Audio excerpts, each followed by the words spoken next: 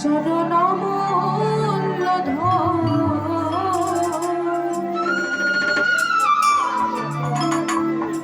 তোমরা বাঁধো ভক্তি রসে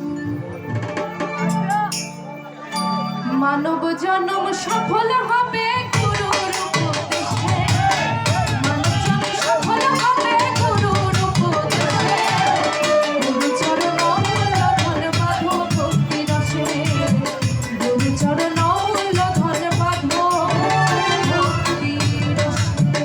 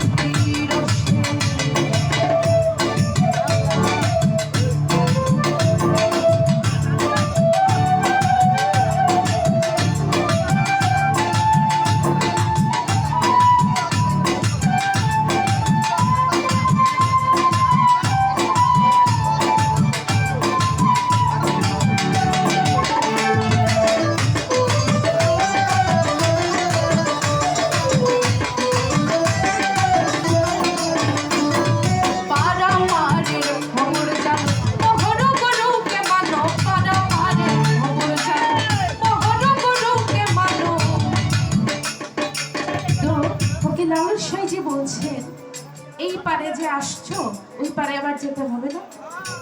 তাহলে ওই পারে যেতে হলে কিছু খবর তো নিয়ে যেতে হবে, জানতে হবে যে মরার পরে আল্লাহর কাছে গিয়ে নবীর কাছে গিয়ে কি কৈফিয়ত দিব, জবাবদিহিতা কি করব। তো সেই জবাবদিহিতা, সেই প্রশ্নের উত্তর কে বলে দিবেন? একজন শিক্ষক, তাই না? একজন গুরু। তাহলে এখন কার কাছে গেলে পরে, কোন গুরুর কাছে গেলে পরে ওই পারের খবর জানা যাবে, সেটাও তো জানতে হবে। তো সংসেজে রং মেখে অনেকেই গুরু হয়ে বসে আছে না? সেই গুরুর কাছে গেলে কি ওই পারের খবর জানা যাবে? কি যাবে? যাবে। তাহলে যেই গুরুর উপরে শিলমোহর মারা আছে সেই গুরুর কাছে গেলে পরে তত্ত্ব কথা